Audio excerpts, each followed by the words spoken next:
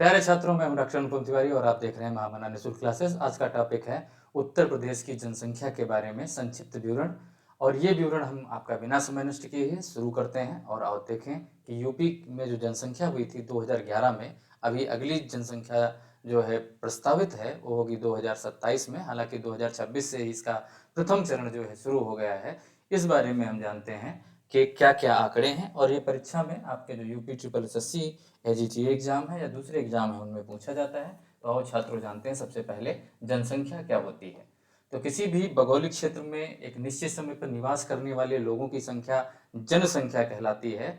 और जनगणना क्या कहलाती है? किसी देश की जनसंख्या के बारे में जो विस्तृत जानकारी है उसे ही हम क्या कहते हैं? जनगणना कहते हैं। तो जनगणना एक प्रकार की आधिकारिक प्रक्रिया है। किसकी आधिकारिक प्रक्रिया है? जनसंख्या के बारे में विस्तृत जानकारी जुटाने की। तो जनसंख्या समझ गए कि किसी निश्चित भौगोलिक क्षेत्र में रह रहे कुल व्यक्तियों की संख्या को जनसंख्या कहते हैं। और उसी जनसंख्या के बारे में एक विस्तृत जानकारी एकत्र करने की जो प्रक्रिया है, कैसी प्रक्रिया? आधिकारिक प्रक्रिया है, उसे हम जनगणना कहते हैं।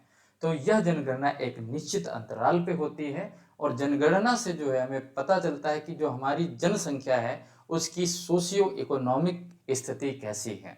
तो राजनीतिक स्थिति कैसी, सामाजिक स्थिति कैसी है और आर्थिक स्थिति कैसी है, बहुत हद तक हम जनगणना के द्वारा छात्रों पता लगा लेते हैं। खासकर उत्तर प्रदेश जैसे प्रदेश में, जहाँ की जनसंख्या अगर देशों से तुलना करें तो 5वें नंबर पे आ सकती है। तो पहले नंबर पे अगर देखा जाए तो अभी जनसंख्या के आंकड़े नहीं आए हैं, लेकिन जो मोटे मोटे तौर पे भारत जो है सबसे बड़ी जनसंख्या वाला देश है। उसके बाद चीन है, चीन के बाद यूएसए, इंडोनेशिया। और अगर इसमें उत्तर प्रदेश को शामिल कर दें तो उत्तर प्रदेश जो इंडोनेशिया के बाद चला जाएगा। हालांकि जो है इंडोनेशिया, जो उत्तर प्रदेश है वो भारत का ही क्या है? एक भाग है। तो छात्रों यहाँ पे उत्तर प्रदेश की जनसंख्या जो है पढ़ना बहुत ही महत्वपूर्ण हो जाता है। इसमें हमें पता चलता है कि आयु के हिसाब से लोगों की संख्या क्या है, धर्म के अनुसार लोगों की संख्या क्या क्या है, और इसके अलावा कैटेगरी के अनुसार जो है लोगों की संख्या क्या है, उनको मिलने वाली सुविधाएं कैसी हैं, ये सारी चीज़ें हमें पता चल जाती हैं। तो आओ जानते हैं उत्तर प्रदेश, ये जो जनसंख्या 2011 में हुई थी इसका नाम था आवर सेंसस आवर फ्यूचर। ये जो है इसका स्लोगन था। अब जो नया स्लोगन आया है वो है जनगणना से जन कल्याण। ठीक है, पहले आवर सेंसस आवर डेवलपमेंट था, लेकिन अब जनगणना से जन कल्याण जो है इसका क्या है? स्लोगन है। इसके जो है मस्कट भी बनाए गए हैं। मस्कट का मतलब शुभांकर जो है विकास और जो है प्रगति, दो शुभांकर को भी रिलीज किया गया है। तो अब हम जानते हैं उत्तर प्रदेश की जनगणना से संबंधित आंकड़ों से, और ये आंकड़े संबंधित हैं 2011 की जनगणना से, क्योंकि उसके बाद से जनसंख्या जो जनगणना थी वो प्रस्तावित थी 2021 में, लेकिन कोविड काल आ जाने के कारण जो है जनगणना नहीं हुई। तो ये विकास जी हैं और ये प्रगति जी हैं। तो यहाँ पे अगर देखा जाए तो भारतीय जनगणना का इतिहास अगर देखा जाए छात्रों, तो कौटिल्य ने जो एक पुस्तक लिखी है अर्थशास्त्र, कई बार एग्जाम में पूछ लिया जाता है, इसलिए आपको ये जानना जरूरी है कि अर्थशास्त्र पुस्तक जो कौटिल्य ने लिखा है। आईने अकबरी जो पुस्तक लिखी गई है, अब आईने अकबरी पुस्तक किसके द्वारा लिखी गई है आप कमेंट करके जरूर बताएं। उनमें जो है जनगणना के प्रमाण मिलते हैं कि उस समय राजा जो है अपनी प्रजा की गणना करवाते थे। लेकिन आता है सन 1872 और यहाँ पे लॉर्ड मेयो के काल में सबसे पहले जनगणना होती है, लेकिन ये क्रमबद्ध तरीके की जनगणना नहीं थी। क्रमबद्ध तरीके की जनगणना जो कराई गई वो 1881 में करवाई गई लॉर्ड रिपन के समय से, और तब से हर 10 साल पे जनगणना होना प्रारंभ हो गया। हालांकि जो है अभी जो है 2021 में जो है जनगणना नहीं हो पाई किसी कारणवश, लेकिन उससे पहले जो है जनगणनाएं हुई। अब कौन कौन से जो है सन में जनगणनाएं नहीं हुई आप हमें कमेंट करके बता सकते हैं। तो सब एक महाविभाजन का वर्ष जो है जिसको कहते हैं ईयर ऑफ ग्रेट डिवाइड, कभी कभी पूछ लिया जाता है, 1921 को आया, जिसमें जनसंख्या जो है कम आ गई। अब इसमें एक प्रकार का फ्लू आ गया था। कौन सा फ्लू आ गया था ये आप कमेंट करके बताएं। इस समय काफी लोग मारे गए थे क्योंकि हमारे पास कोई स्वास्थ्य सुविधाएं अच्छी नहीं थी। और इस महाविभाजन का जो ईयर था, ईयर ऑफ ग्रेट डिवीजन, इसमें जनसंख्या ऋणात्मक हो गई, -0.31 हो गई। ठीक है, 331 मत पढ़ना, इसको क्या पढ़ेंगे? 0.31% माइनस में जो है चली गई थी। अब यूज जनसंख्या क्यों जरूरी है, जनगणना करना क्यों जरूरी है, जनसंख्या जानना क्यों जरूरी है, अपनी कितनी जनसंख्या है, कहाँ पे रही है, तो उसके लिए हमें करना है जनगणना। और जनगणना करना क्यों जरूरी है?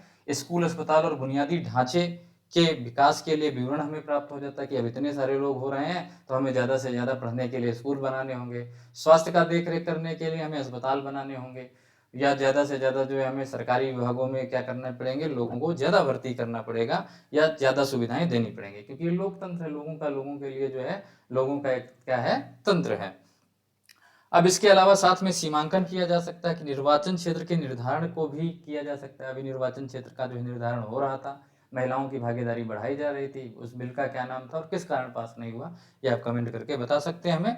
इसके अलावा संसाधन आवंटन, तो 3 चीजें हैं, योजना का निर्माण कर सकते हैं जनगणना के डाटा के अनुसार, सीमांकन कर सकते हैं और संसाधन का आवंटन कर सकते हैं और इक्विटी ला सकते हैं, यानी कि जो है जिनके पास संसाधन नहीं है उन्हें संसाधन दिए जा सकते हैं। अब आगे छात्रों देखते हैं वर्तमान स्थिति क्या है। तो वर्तमान स्थिति में अगर देखा जाए तो जनसंख्या कौन सा मंत्रालय करवाता है, बहुत बार प्रश्न पूछा जाता है, तो गृह मंत्रालय करवाता है। इसका प्रमुख कौन होता है, कि गृह मंत्री होता नहीं, इसका प्रमुख जो है महारजिस्ट्रार एवं जनगणना आयुक्त इसके प्रमुख होते हैं। कौन होता है, यह है गृह मंत्रालय के अनुसार, और इसका जो प्रमुख है वो कौन है, RGI है, महारजिस्ट्रार एवं जनगणना आयुक्त। यह जनगणना अधिनियम जो है 1948 के जो है कानूनी प्रावधान के तहत आयोजित हो रही है। अंतिम रूप से जो पूर्ण जनगणना हुई थी 2011, ये 15वीं जनगणना थी भारत की, और स्वतंत्र भारत की जो है ये 7वीं जनगणना थी, ठीक है, 7th। अब जो होगी 2027 में वो कौन सी होगी, 8th होगी, ठीक है, और ये डिजिटल मोड में की जाएगी। तो 2021 की जनगणना जो है कोविड के कारण जो है टल गई थी और ये डिजिटल रूप से प्रस्तावित है। भारत में आखिरी बार जो है व्यापक जातिगत जनगणना जो 1931 में हुई थी, तो जातिगत जनगणना भी 1931 में की गई थी। अब फिर से जो है जातिगत जनगणना की जाएगी, तो इस बार जातिगत जनगणना भी है और अपने आप को आप स्वयं भी रजिस्टर्ड करवा सकते हैं डिजिटल की तरह। तो इसमें चरण जो है, प्रथम चरण जो है अप्रैल 2026 से सितंबर 2026 तक चलेगा। इसमें मकान सूचीकरण और आवास की जनगणना होगी, जो HLO का कार्य किया जाएगा।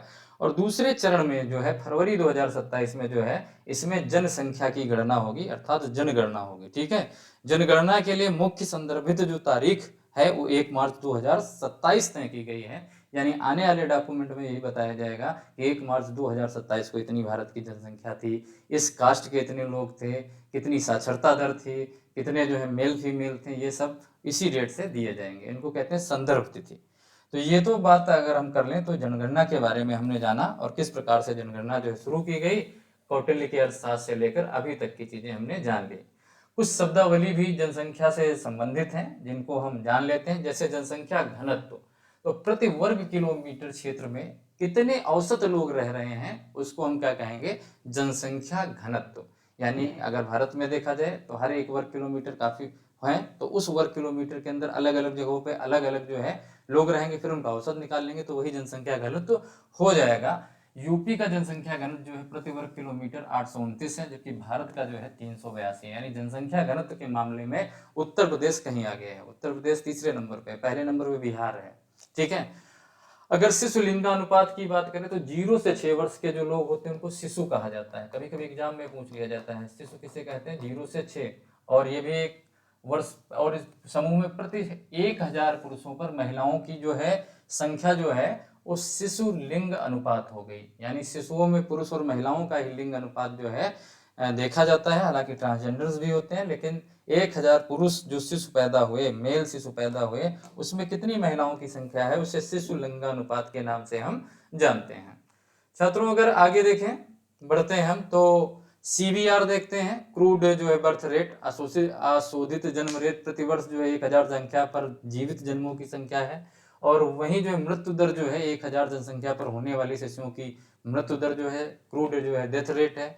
शिशु मृत्यु दर जो है 1000 जो जीवित बच्चे जन्म लिए और 1 वर्ष से कम आयु के होने से पहले अगर मर गए तो उसको शिशु मृत्यु दर कहेंगे। तो 2 प्रकार की यहाँ जो पहले हमने पढ़ी थी वो अशोधित जन्म दर और मृत्यु दर था कि 1000 जनसंख्या पर जीवित जन्मे कितनी संख्या थी और जो है कितने मृत्यु की संख्या थी। लेकिन शिशु मृत्यु दर कम मानी जाएगी जब 1 वर्ष से कम आयु के बच्चे जो है मृत्यु को प्राप्त होंगे। मात्र मृत्यु दर जो है 1 लाख ठीक जीवित जन्मों पर गर्भावस्था या प्रसव के दौरान माताओं की जो मृत्यु होती है वो हम निकालते हैं।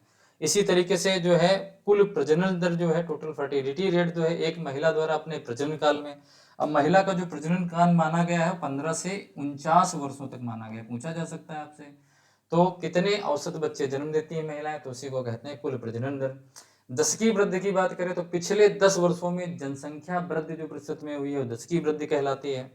इसी तरीके से जनसांख्यिकी लाभांश जो है, जब कार्यशील जनसंख्या कभी कभी पूछता है कितने से कितने वर्षों तक है, 15 से 64 वर्षों तक है। और विश्व में भी भारत के पास सबसे ज्यादा कार्यशील जनसंख्या है, 15 से 64 वर्ष का अनुपात आश्रित जनसंख्या से जब अधिक। तो आश्रित जनसंख्या क्या है, 0 से 14 साल तक जो है आश्रित रहते हैं, और जो है 65 या 65 से ऊपर साल के जो भी जनसंख्या के अंदर मेल फीमेल या ट्रांसजेंडर्स आते हैं वो सब आश्रित में गिने जाते हैं। कई बार एग्जाम में पूछा गया, आपको याद रखना है। तो आश्रित ये हैं, 0 से 14 साल के बच्चे जो आश्रित रहेंगे, और 15 साल से 64 साल वाले जो हैं कार्यशील हो जाएंगे, और 65 के बाद या 65 के बराबर वाले भी जो है आश्रित वर्ग में आते हैं। इन्हीं को कहते हैं जनसांख्यिकीय लाभांश।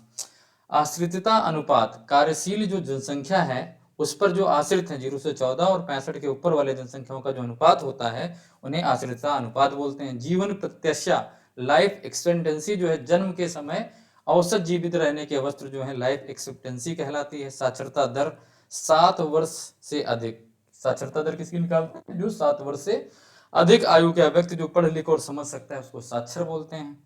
इसके अलावा जनसांख्यिकी संक्रमण की बात क्या है, उच्च जन्म मृत्यु दर से निम्न मृत्यु दर की ओर समाज का परिवर्तन ही क्या कहलाता है, क्या कहलाता है, जनसांख्यिकी संक्रमण। तो इसमें छात्रों बहुत ज्यादा आपको याद करने की जरूरत नहीं है। एक तो कार्यशील जनसंख्या देख लो, कितने से कितने वर्ष की कार्यशील जनसंख्या होती है, आपसे पूछ लिया जाता है। और कभी कभी जो है शिशु जो है कहाँ तक, 0 से 6 वर्ष तक जुड़े जाते हैं। इसके अलावा 7 वर्ष से ऊपर वाले जो मेल फीमेल या ट्रांसजेंडर होंगे उनकी लिटरेसी रेट निकाली जाती है। और जनसंख्या घनत्व जो है प्रति वर्ग किलोमीटर क्षेत्र में रहने वाले लोगों का औसत निकाला जाता है। बस इतना आपको जानना है इसमें, बाकी धीरे धीरे आप पढ़ते रहेंगे तो आपका रिवीजन होता रहेगा। अब उत्तर प्रदेश जनगणना के बारे में जानते हैं। ये 2011 के आंकड़े हैं। तो 2011 की जनगणना के अनुसार जो है देखा जाए तो मंडल 18 थे, अभी भी मंडल 18 हैं या 19 हैं, 18 ही हैं। जिले 71 थे तब, अब कितने जिले हैं, 75। अब कौन कौन से जिले जो हैं उस समय नए बने हैं, इस समय शामली का नाम सुना होगा। तो शामली जो है आपका जो है ये मुजफ्फरनगर से जो है अलग होकर जो है जिला बना। इसका प्रस्तावित नाम जो है प्रबुद्ध नगर था पहले, तो हालांकि इसका नाम शामली रखा गया। दूसरा जो जिला बना यानी जिला नंबर 73, उसका नाम हापुड़ था। ये गाजियाबाद से जो है क्या हुआ, अलग होके बना है। ये पंचशील नगर था। और हापुड़ इस समय जो है जनसंख्या में सबसे कम जो है, कम जनसंख्या वाला जो है जिला है। इसके अलावा संभल का नाम सुना होगा। संभल जो है बदायूं और मुरादाबाद से टूटकर संभल बना। इसको भीमनगर के नाम से जाना था, लेकिन इसका नाम संभल रखा गया। अमेठी जो है रायबरेली और सुल्तानपुर से जो है अलग होके बना, और एक छत्रपति साहू जी महाराज के नाम से जिला बनने वाला था, लेकिन इसका नाम जो है अमेठी रखा गया। कभी कभी पूछ लिया जाता है। तो ये 4 नए जिले हैं, बाकी के 71 जिले उस समय 2011 में थे। तो 2011 में जो तहसीलें थी वो 312 थी। नगर कितने थे, कुल मिलाकर 915 नगर थे, जिसमें 648 वैधानिक नगर थे और 267 जनगणना के नगर बनाए गए। उत्तर प्रदेश में गांव कितने थे उस समय, 1,06,774 गांव। इतने गांव हैं यूपी में, 1,06,774 गांव है। प्रथम चरण में जो है हाउस लिस्टिंग होती है, जैसे हमने बताया अप्रैल 2010 से सितंबर 2010 तक जो है हाउस लिस्टिंग चली। उत्तर प्रदेश में हालांकि 15 मई से शुरू हुई। द्वितीय चरण जो है जनसंख्या गणना जो होती है भारत में देखा जाए तो 9/2/2011 से 28/2/2011 तक चली, लेकिन उत्तर प्रदेश में 1/3/5 जो है 1/3 यानी कि 1 मार्च से लेकर के जो है 5 मार्च तक जो है द्वितीय चरण चालू हुआ। अंतिम आंकड़े जो है 30 अप्रैल 2013 को जारी किए गए, और उत्तर प्रदेश के अंतिम आंकड़े जो है 29 मई 2013 को जारी किए गए। ये आपसे एग्जाम में पूछ सकता है। 2011 की जनगणना के धार्मिक आंकड़े जो है काफी बाद में आए, और कब आए, 25 अगस्त 2015 को धार्मिक आंकड़ों को क्या किया गया, जारी किया गया। अब छात्रों देखते हैं भारत में यूपी का जो हिस्सा है वो क्या है, और इससे आपसे जो एग्जाम में पूछा जाता है। जो आपको याद रखना, कुल जनसंख्या अगर भारत की देखी जाए तो 121.09 करोड़ के आसपास थी जब जनगणना हुई थी। उत्तर प्रदेश की 19.98 करोड़ जो है उस समय जो है जनसंख्या थी। ये जो है भारत का 16.5% था। कितना था, 16.5% जो है यूपी की जनसंख्या। यूपी जो है सबसे ज्यादा जनसंख्या वाला भारत का राज्य है, ठीक है। इसके अलावा अगर छात्रों देखा जाए कुल क्षेत्रफल की दृष्टि से देखें तो यूपी जो है 7.33% ही जो है क्षेत्रफल भारत का रखता है। जनसंख्या 16.5% है, यानी जनसंख्या घनत्व भी इसका क्या होगा, ज्यादा होगा। हालांकि सबसे ज्यादा जनसंख्या घनत्व वाला राज्य जो है बिहार है। तो यहाँ पे पॉपुलेशन प्रेशर आप साफ साफ देख सकते हैं कि कुल क्षेत्रफल जो भौगोलिक क्षेत्रफल है आपका 32 लाख, अगर आप देखेंगे 87,263 वर्ग किलोमीटर भारत का है, 32,87,263, जिसमें यूपी का जो है कितना है आपका, केवल जो है 24,928, 2,40,928 वर्ग किलोमीटर। कितना है, 2,40,928 वर्ग किलोमीटर है। तो इसे सही कर लेना आप, 7.33% है। जनसंख्या घनत्व अगर भारत का देखेंगे तो 382 व्यक्ति पर वर्ग किलोमीटर में बसते हैं, लेकिन यूपी में 829 व्यक्ति वर्ग किलोमीटर प्रति वर्ग किलोमीटर बैठते हैं, जो राष्ट्रीय औसत से लगभग दोगुने से भी ज्यादा है। ठीक है। इसके अलावा छात्रों अगर देखा जाए लिंग अनुपात तो पूरे भारत में 940 महिलाएं हैं 1000 पुरुषों पे, जबकि यूपी में काफी कम 912 है। शिशु लिंग अनुपात 902 है। ये एग्जाम में कई बार पूछा गया है, क्योंकि शिशु ही आने वाले भविष्य हैं, यानी कि लिंगानुपात कम हुआ है कहीं ना कहीं, जो राष्ट्रीय औसत से काफी कम है। इसके अलावा साक्षरता दर की बात की जाए तो पूरे भारत में 74.04% साक्षरता दर है, लेकिन यूपी में केवल 67.68% है, यानी यहाँ साक्षरता दर में भी हम पीछे हैं राष्ट्रीय स्तर पे। दशकीय वृद्धि की बात की जाए तो उसमें काफी आगे हैं, 17.7%, कई बार एग्जाम में पूछा गया है। लेकिन उत्तर प्रदेश जो 20.23% जो है दशकीय वृद्धि में है, तो राष्ट्रीय औसत से आगे हैं। जनसंख्या कम होनी चाहिए तो हम बढ़ा रहे हैं। तो इसके अलग अलग तर्क हैं, इनकी अलग अलग डिबेट है कि जनसंख्या ज्यादा होनी चाहिए कम होनी चाहिए, उसमें ना पढ़ते हुए हम सीधे फैक्ट के बारे में जानते हैं। तो अगर देखा जाए सबसे ज्यादा आबादी वाले जो जिले हैं वो इलाहाबाद है, जिसे प्रयागराज कहते हैं। इसके बाद मुरादाबाद है, फिर गाजियाबाद, फिर आजमगढ़ और लखनऊ। कभी कभी इन्हें जो है जनसंख्या के आधार पर क्रम में लगाने के लिए प्रश्न पूछा जाता है, कई बार पूछा गया है, तो आप इसको याद कर सकते हैं। सबसे कम आबादी देखोगे तो पठारी क्षेत्रों में मिलेगी, बुंदेलखंड में, जैसे महोबा, महोबा के बाद चित्रकूट, चित्रकूट के बाद हमीरपुर, हमीरपुर के बाद श्रावस्ती, और श्रावस्ती के बाद जो है ललितपुर, जो है कम आबादी वाले जिले हैं। यहाँ पे जनसंख्या घनत्व जो है क्या है आपका, कम है। तो सबसे अधिक जनसंख्या घनत्व कहाँ है, गाजियाबाद में है। यहाँ 3,971 व्यक्ति प्रति वर्ग किलोमीटर में रहते हैं, और सबसे कम जनसंख्या घनत्व ललितपुर में है। यहाँ केवल 242 व्यक्ति ही रहते हैं, यानी अगर आप ललितपुर की बात करें तो भारतीय जो है जनसंख्या घनत्व से कम है। तो अभी ये 2011 के अनुसार सारी चीजें बताई जा रही। नया डेटा जो है 27 में रिलीज होगा, तो ये डेटा बदलेगा। तब मुख्य आंकड़े, ये मुख्य आंकड़े इसलिए जरूरी है क्योंकि भविष्य में जो जनसंख्या वृद्धि का संकेत है ये हमें यहीं से मिलता है। लिंग अनुपात जो है सही दिशा में जा रहा है या नहीं जा रहा है, ये भी हम इससे पता कर सकते हैं। साथ ही साथ इसमें शिक्षा के लिए जो है महाविद्यालय जो खोलने हैं, या हमें कितनी फैकल्टी रखनी है, टीचर्स कितने रखने हैं, इस जनसंख्या से हमें पता चल जाता है। भविष्य में क्या ह्यूमन रिसोर्स का जो संकल्पना होगी, या मानव संसाधन विकास क्या होगा, क्योंकि यही आगे चल के जो है कार्य करने वाले जो है संसाधन बनेंगे। स्वास्थ्य एवं पोषण नीति बनाने के लिए और सामाजिक विकास का सूचक होता है, इसलिए हमें जो है 0 से 6 आयु वर्ग शिशु के आंकड़े जरूरी हैं। तो देखा जाए उत्तर प्रदेश में कुल मिलाकर जो है अगर 0 से 6 वर्ष आयु वर्ग के जो अगर बच्चों की बात की जाए तो कितने थे, 3,07,91,331 थे।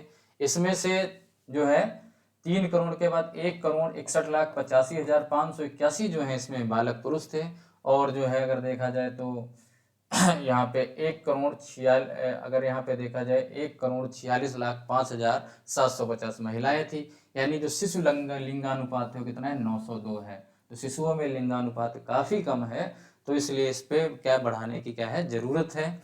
तो यहाँ पे ये प्रश्न कई बार जो है यूपीपीएससी और यूपीएसएससी में पूछा जाता है, तो ये आपको याद रहना चाहिए बिल्कुल अच्छी तरीके से। ये नहीं पूछा जाएगा, बहुत मुश्किल है।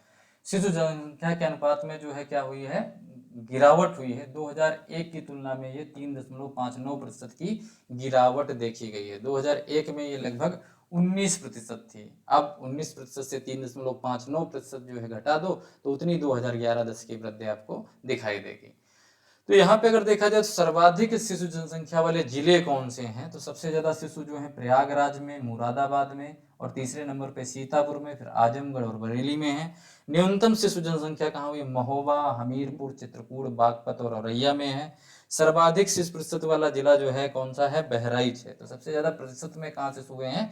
बहराइच में हुए हैं। और न्यूनतम शिशु प्रतिशत वाला जिला जो है कानपुर नगर है। कानपुर नगर का पुराना नाम क्या है? आप क्या बता सकते हो?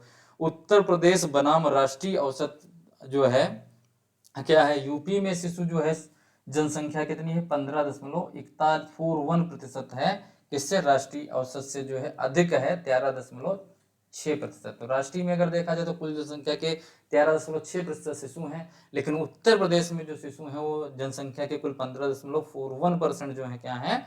शिशु हैं। यानी कि यहाँ पे शिशु उत्तर प्रदेश में प्रतिशत में ज्यादा है राष्ट्रीय से, राष्ट्रीय यानी भारत से।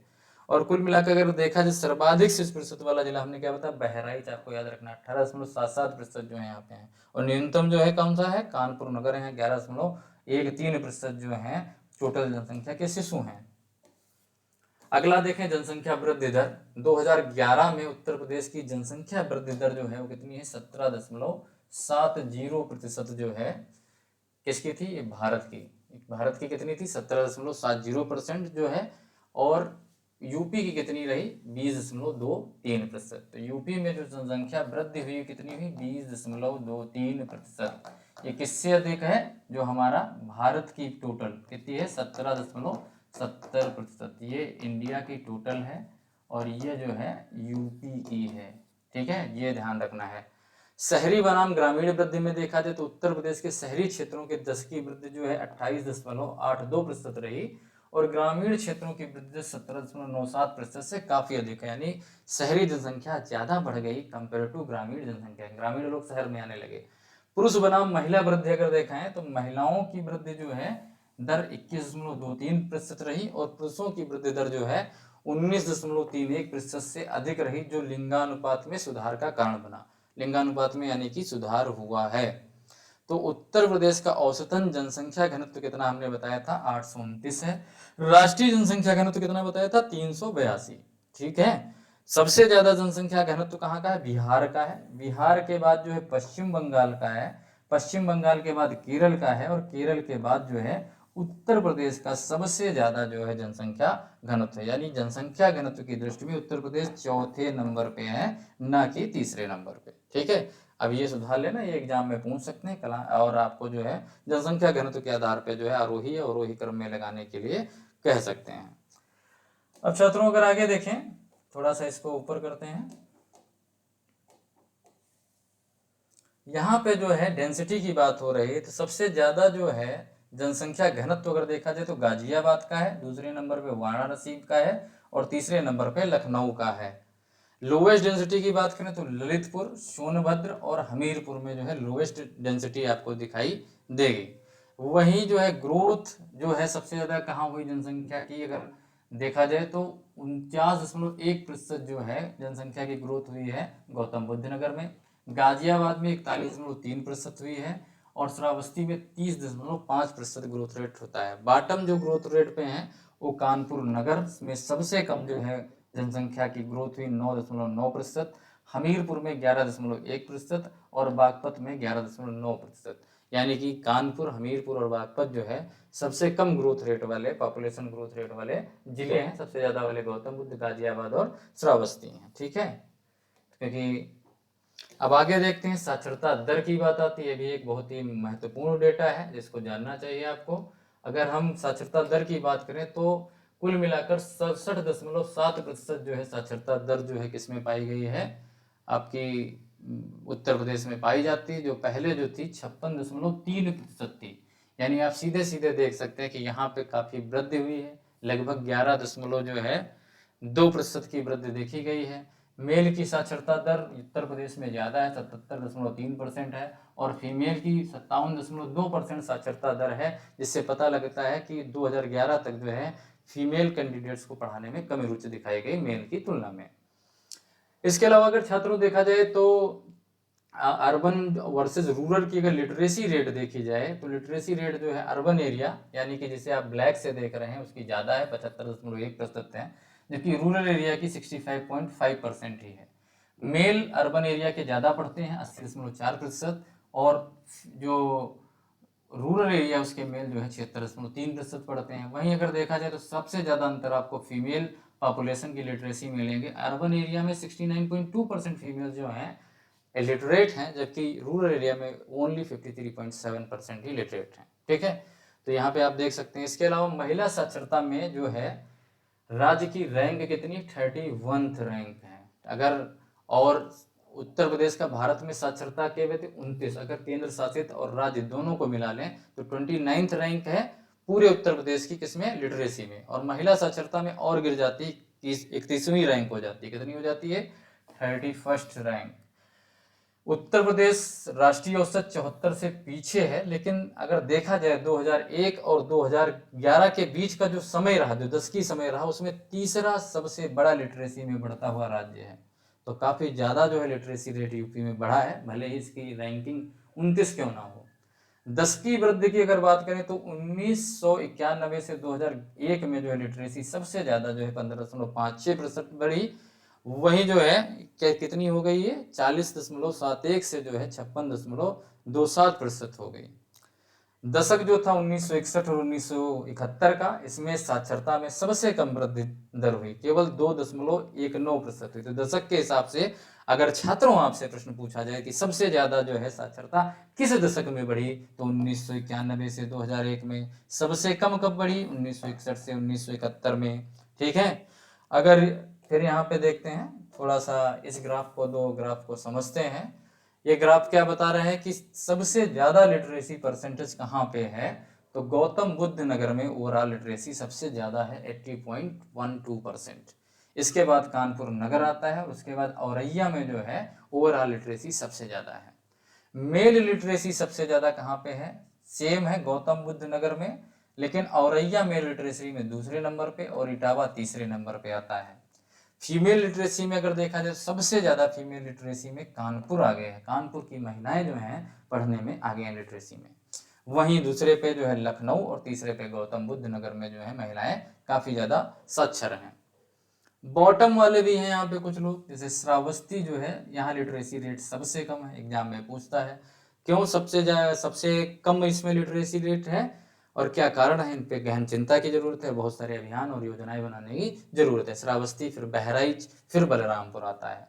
बॉटम 3 में मेल लिटरेसी में भी देखें तो सेम ऐसे ही श्रावस्ती, बहराइच और बलरामपुर ही हैं, जबकि फीमेल लिटरेसी में सबसे जो है कम जो है श्रावस्ती, बलरामपुर, बहराइच। बहराइच का जो है यहाँ पे 3rd रैंक आ गया बॉटम से।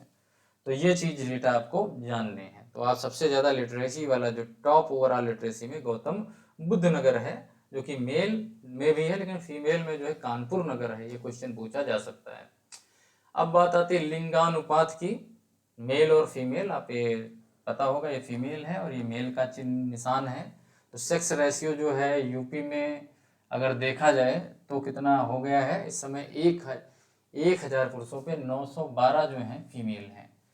अगर यही आप देखेंगे तो 943 जो है पूरे भारत का है, राष्ट्रीय आंकड़ा है, और प्रादेशिक आंकड़ा केवल 912 है, जो कम है। यहाँ पे मेहनत करने की जरूरत है, लेकिन काफी हमने मेहनत भी की है। 898 से 912 पे पहुंच गए हैं। हालांकि शिशु जो है लिंगानुपात 902 है, ये थोड़ा चिंता का विषय है, जो कम है। तो 1901 से 1901 में देखें तो इसमें उस समय यूपी में 937 ऐतिहासिक रूप में सबसे उच्च जो है क्या था, लिंगानुपात था। ठीक है, उस समय इसका नाम क्या था आप बता सकते हैं। 1991 में 876 हो गया, जो न्यूनतम रिकॉर्ड है। इसमें 34 की गिरावट हुई। 2001 यानी कि जो दशक था 1991 से 2001 तक सबसे बड़ी दशकीय वृद्धि हुई। 22 जो है अनुपात बढ़ गया। 2011 में ये कितना हो गया, 912 हो गया। उत्तर प्रदेश में केवल 3 जिले हैं, एक है जौनपुर, दूसरा है आजमगढ़ और तीसरा है देवरिया, जहां महिलाओं की संख्या पुरुषों की संख्या से अधिक है। तो कौन से 3 जिले हैं, जौनपुर, आजमगढ़ और देवरिया। यहाँ पे महिलाओं की संख्या जो है पुरुषों की संख्या से अधिक है।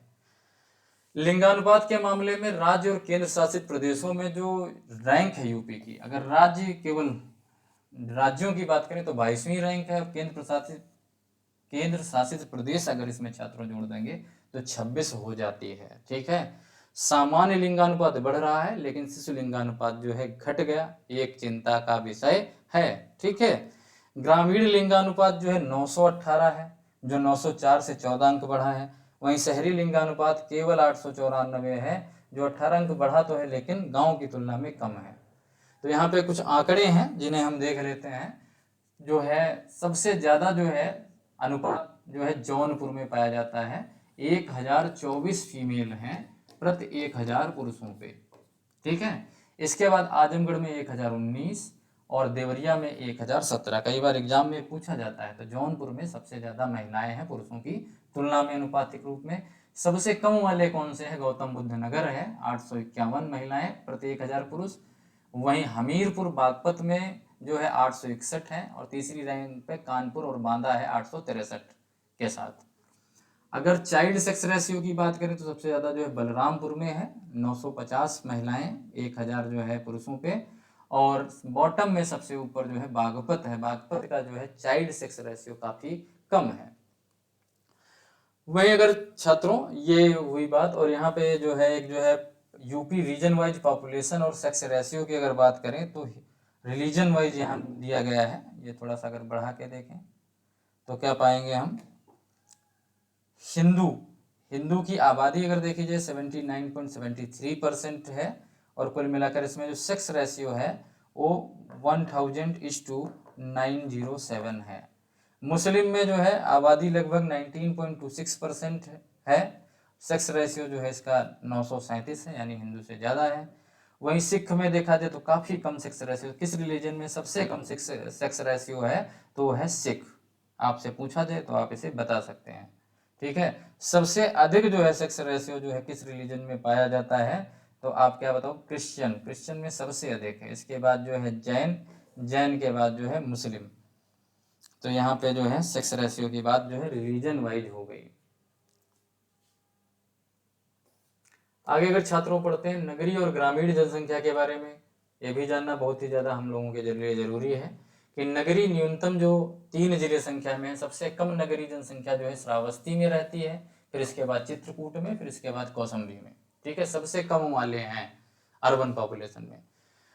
अगर सेंसस की बात करें, पॉपुलेशन 2000 इसकी पॉपुलेशन की बात करें तो कुल मिलाकर ये आप देख रहे हैं, ये जो ग्रीन दिख रही है रूरल जनसंख्या है। कैसी है? रूरल। और ये जो आपको ब्लू दिख रही है कैसी है? अर्बन है। रूरल और अर्बन। तो अगर देखा जाए तो पॉपुलेशन परसेंट में यूपी में 77.73% रूरल जनसंख्या है, और कुल मिलाकर 22.27% जो है अर्बन जनसंख्या है। वहीं अगर देखा जाए सेक्स रेशियो की बात करें तो रूरल एरिया में अधिक है कंपेयर टू अर्बन एरिया से। ठीक है, काफी ज्यादा अधिक है, लगभग जो है 24 का अंतर है। वहीं अगर देखें लिटरेसी रेट जो है अर्बन एरिया की ज़्यादा है, 75.14 है, जबकि रूरल की कम है। तो रूरल जो है पॉपुलेशन और सेक्स रेशियो में तो ज़्यादा है, लेकिन लिटरेसी रेट में अर्बन से कम है 2011 के जनगणना के अनुसार। अर्बन पॉपुलेशन सबसे ज़्यादा कहाँ पे है? तो गाजियाबाद में है, उसके बाद लखनऊ, फिर कानपुर नगर का जो है नंबर आता है। सबसे कम अर्बन पॉपुलेशन हमने बताया श्रावस्ती, फिर कुशीनगर, और फिर जो है महाराजगंज है। ठीक है, और अगर संख्या में बात की जाए, ये जो है बात किस में हो रही है? परसेंटेज में। ये बात किस में छात्र होगी? परसेंटेज में। श्रावस्ती में सबसे कम 3.5%, कुशीनगर में 4.7%, और महाराजगंज में जो है सबसे कम जो है 6, ये कितनी है? 5%। अगर संख्या की बात करें, यही चीज संख्या और परसेंटेज में बहुत बड़ा अंतर होता है। आपको समझाने के लिए अगर बताया जाए, कोई दो देश है, एक जो है उसकी इकोनॉमी में 100 रुपए है, दूसरे देश की इकोनॉमी में 10 रुपए हैं। तो अगर 100 रुपए वाला जो है 170 रुपए जो है कमाता है, और दूसरा जो है ये 18 रुपए कमाता है, तो बताया जाता है कि इसमें जो वृद्धि हुई लगभग इसकी इकोनॉमी में 70% की हुई, और इसमें जो है 18 रुपए कमाने वाले में 80% की वृद्धि हुई। कहने का मतलब ये केवल 8 रुपए कमा रहा है 10 रुपए से, और ये 70 कमा रहा है। तो रुपए के हिसाब से कौन ज्यादा कमा रहा है? ए जो है। लेकिन बी की जो है वृद्धि जो है ज़्यादा है। तो इस तरीके से कभी कभी जो है जो पॉलिटिकल पार्टीज होती हैं, कभी कभी जो रिपोर्ट्स होती हैं, वो परसेंटेज और टोटल वैल्यू में हमें अंतर बताती हैं, जिससे डाटा भ्रम वाला बन जाता है। तो इसीलिए अगर आपसे पूछा जाए कि न्यूनतम 3 जिले संख्या में कौन से हैं, तो श्रावस्ती तो उसमें है ही है। श्रावस्ती के बाद चित्रकूट, फिर कौशाम्बी आ जाता है। शहरी क्षेत्रों की जनसंख्या की वृद्धि दर जो है वो ग्रामीण क्षेत्रों की जनसंख्या की तुलना में काफी अधिक हो रही है, क्योंकि ग्रामीण लोग भी शहरी क्षेत्र में जा रहे हैं। ग्रामीण महिला की साक्षरता दर जो है 48.48% है, जो राज्य के विकास के लिए एक बड़ी चुनौती हो सकती है, क्योंकि आधे से ज़्यादा पॉपुलेशन अगर अशिक्षित रहेगी तो फिर क्या होगा, विकास में बाधा आएगी। अब यहाँ पे कुछ दिया गया है जनसंख्या के बारे में, ग्रामीण पॉपुलेशन के बारे में। तो सबसे शीर्ष 3 जिले संख्या में कौन कौन से ग्रामीण में, प्रयागराज, आजमगढ़ और जौनपुर में जो है सबसे ज़्यादा जो है रूरल पॉपुलेशन रहती है। न्यूनतम जिले कौन कौन से, गौतम बुद्ध नगर, महोबा और हमीरपुर में जो है सबसे कम ग्रामीण जनसंख्या रहती है। वहीं प्रतिशत की अगर बात करें ग्रामीण जनसंख्या, तो सबसे ज़्यादा कहाँ पे, श्रावस्ती में। तो छात्रों अगर संख्या में बात करें तो प्रयागराज में थी, लेकिन प्रतिशत में श्रावस्ती है, कुशीनगर और महाराजगंज है। जबकि न्यूनतम अगर देखा जाए प्रतिशत में तो गाजियाबाद, लखनऊ और कानपुर नगर में है। तो इस तरीके से दोनों आंकड़ों में अंतर है, इसको आप अच्छे से याद कर लेना। अनुसूचित जाति और अनुसूचित जनजाति जो है कैसे घोषित की जाती है, इसे कौन घोषित करता है, किसके अनुमोदन में किया जाता है। उत्तर प्रदेश के जब हमने अनुसूचित जनजातियां पढ़ाई थी, आपको बहुत अच्छे से पढ़ाया था, तो आपको बताना है संविधान के किस आर्टिकल के तहत जो है इनकी घोषणा की जाती है, या इनको अधिसूचित किया जाता है, अनुसूचित किया जाता है, आपको बताना है, अनुसूचित किया जाता है। तो उत्तर प्रदेश में सर्वाधिक उत्तर प्रदेश जो है अगर संख्या में देखोगे तो यहाँ पे सबसे ज्यादा अनुसूचित जाति पाई जाती है। अगर पूछे कोई भारतवर्ष में सबसे ज्यादा अनुसूचित जातियों के लोगों की संख्या कहाँ पे है, तो उत्तर प्रदेश में है। और अगर आपसे ये कोई पूछ ले कि प्रतिशत अनुसूचित जाति की आबादी सबसे ज्यादा कहाँ है, तो पंजाब में है। तो ये आपको जानना है, ठीक है। प्रतिशत की दृष्टि से उत्तर प्रदेश का चौथा स्थान हो जाता है, जबकि पंजाब प्रतिशत के हिसाब से पहले नंबर पे पहुंच जाता है। लिंगानुपात अगर बात करें तो एससी में जो है 907 है प्रति 1000 जो है शेड्यूल कास्ट के पुरुषों पे 907 जो है महिलाएं हैं, जो राष्ट्रीय औसत से कम है। आजमगढ़ लेकिन यहाँ पे शीर्ष बना हुआ है 1021 के साथ। दूसरा है अनुसूचित जाति में, यहाँ पे फिगर देख लेते हैं। सर्वाधिक एससी जनसंख्या वाले जिले, पहला ही याद कर लो सीतापुर। सीतापुर में सबसे ज्यादा जो है एससी जनसंख्या के लोग के एससी की जनसंख्या पाई जाती है। वहीं सबसे कम जो है बागपत में पाई जाती है। सबसे कम कहाँ पाई जाती है, बागपत में पाई जाती है। तो सर्वाधिक एससी जनसंख्या वाले जिले सीतापुर, प्रयागराज और हरदोई हैं, जबकि न्यूनतम जो है बागपत, श्रावस्ती और गौतम बुद्ध नगर है छात्रों। वहीं अगर देखा जाए कौशाम्बी में प्रतिशत की दृष्टि से जो है सबसे ज्यादा एससी है, 34.72% है। फिर सीतापुर और हरदोई का नंबर आता है। वहीं प्रतिशत की दृष्टि से बागपत में भी सबसे कम एससी हैं, 11.44% है। फिर बरेली और बलरामपुर का नंबर आता है छात्रों। अनुसूचित जनजाति जो है, अनुसूचित जनजाति की संख्या बहुत कम है, 0.57% ही उत्तर प्रदेश में पाई जाती है। और मुख्य चीज ये है कि 2 जिले हैं जालौन और अयोध्या, इसमें एक भी जो अनुसूचित जनजाति का व्यक्ति निवास नहीं करता है। भारत के सभी राज्यों में जो उत्तर प्रदेश का स्थान 17th है, कौन सा है, 17वां स्थान है अनुसूचित जनजाति के मामले में।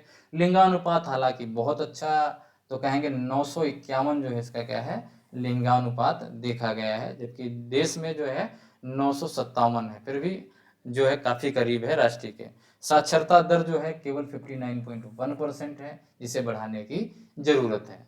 तो एसटी जनसंख्या वाले जिले सबसे ज्यादा सोनभद्र में, कई बार एग्जाम में पूछा गया है, फिर बलिया में, फिर देवरिया में। सबसे कम जो है फिर से बागपत है, केवल इसमें 14 व्यक्ति पाए जाते हैं।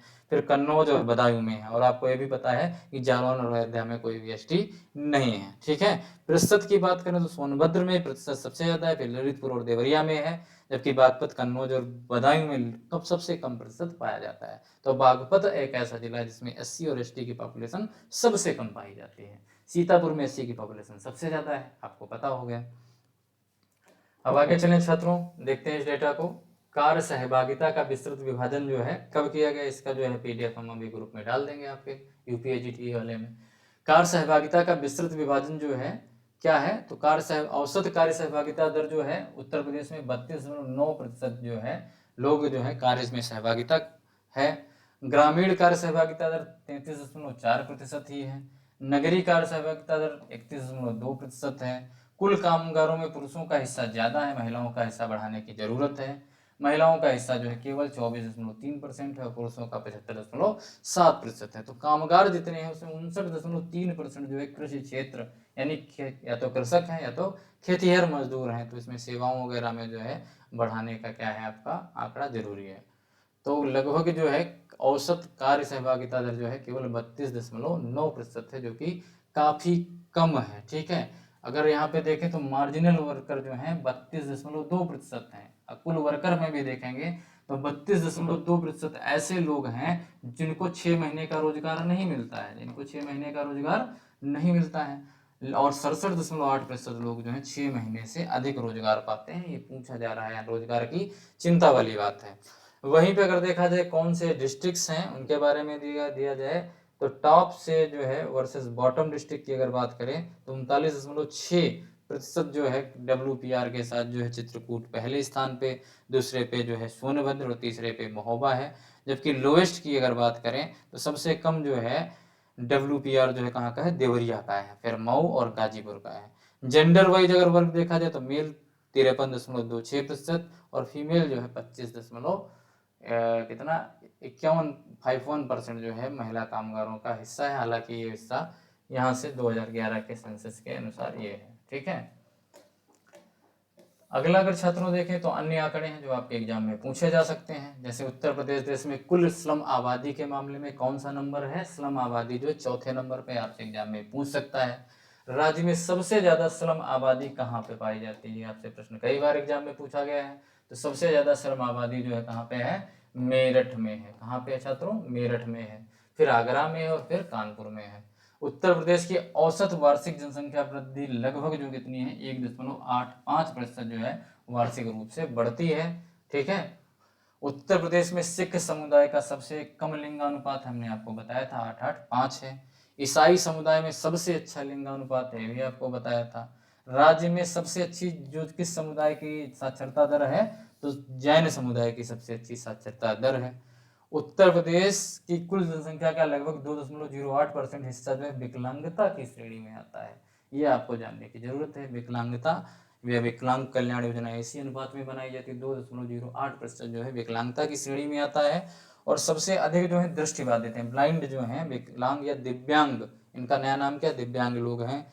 सर्वाधिक तहसील वाला जिला जो है प्रयागराज है। और भारत की कुल ग्रामीण आबादी का सबसे बड़ा हिस्सा उत्तर प्रदेश में रहता है जो 18.62% है। कितना है आपका, 18.62% है। यहाँ पे धर्मांतरित या धर्मधारित जो है जनसंख्या के बारे में दिया गया है। ये 2011 की दी गई हुई जनसंख्या है जो हमें पता है, बाकी ये आपको पढ़ने की कोई आवश्यकता नहीं है।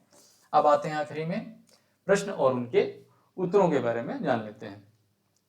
जैसे कथन और कारण वाले उत्तर प्रदेश के कानपुर और लखनऊ नगर 10 लाखी नगर की श्रेणी में आते हैं। तो ये बात सही है कि यहाँ पे जनसंख्या जो है 10 लाख के ऊपर है। इन दोनों नगरों की साक्षरता दर राज्य के औसत से काफी अधिक है। तो राज्य के औसत से भी इनकी साक्षरता दर अधिक है। तो क्या कथन का कारण आर है, तो दोनों पहली चीजें तो राइट हैं, तो सही बात है। लेकिन इनकी साक्षरता दर अधिक है इसलिए ये 10 लाख से ज्यादा पॉपुलेशन रखते हैं, ये कोई जो है इसका कारण नहीं हुआ। यानी कथन ए और कथन जो है आर जो है, कारण आर दोनों सही हैं, लेकिन आर ए की सही व्याख्या नहीं करता है। यानी ऑप्शन बी इसमें जो है सही है, क्योंकि किसी की साक्षरता दर अगर बढ़ी है तो इसका मतलब ये नहीं कि वहां पे जनसंख्या 10 लाख के ऊपर हो जाएगी। तो ये कथन कारण वाले अच्छे से करने हैं आपको। जनसंख्या 2011 के अनुसार उत्तर प्रदेश के किस जिले में शिशु लिंगानुपात सबसे अधिक है, ये आपको करना है कि शिशु लिंगानुपात सबसे ज्यादा यानी कितना, 2011 की जनगणना के अनुसार सबसे अधिक है जौनपुर, बलरामपुर, बहराइच या आजमगढ़। इसमें आपको कमेंट करके बताना है। उत्तर प्रदेश के किस जिले में साक्षरता दर सबसे कम दर्ज की गई, सबसे कम साक्षर कहाँ पे है, ये भी आप कमेंट करके बताएं। श्रावस्ती में है, बहराइच में है, बलरामपुर में है, बदायूं में है। अगला अगर छात्रों देखें जनसंख्या 2011 के अनुसार उत्तर प्रदेश का भारत के जनसंख्या घनत्व के मामले में कौन सा स्थान है। जनसंख्या घनत्व के मामले में भारत का कौन, उत्तर प्रदेश का कौन सा स्थान है, पहला है, दूसरा है, तीसरा है या चौथा है, आपको बताना है। पहले, दूसरा, तीसरा, चौथा और नौवां दिया है। पहला तो अब यार जानते हो। अगला, उत्तर प्रदेश के किस जिले में सर्वाधिक अनुसूचित जनजाति की जनसंख्या निवास करती है, लखीमपुर खीरी, ललितपुर, सोनभद्र या मिर्जापुर में। सबसे कम वाली तो आप बता देते हैं, सबसे अधिक वाली आपको बताना है। अगला प्रश्न जो छात्रों आपको करना है, उत्तर प्रदेश का वह जिला कौन सा है जिसका लिंगानुपात 1000 से अधिक है, यानी 1024 है, आखिरी में लिख दिया है। हालांकि 3 जिले जो थे उनका 1000 से अधिक होता, तो इसमें एक संख्या दे दी गई, 1024 है। तो इसमें जौनपुर है, देवरिया, आजमगढ़ या प्रतापगढ़, कौन सा है आप कमेंट करके बताएं।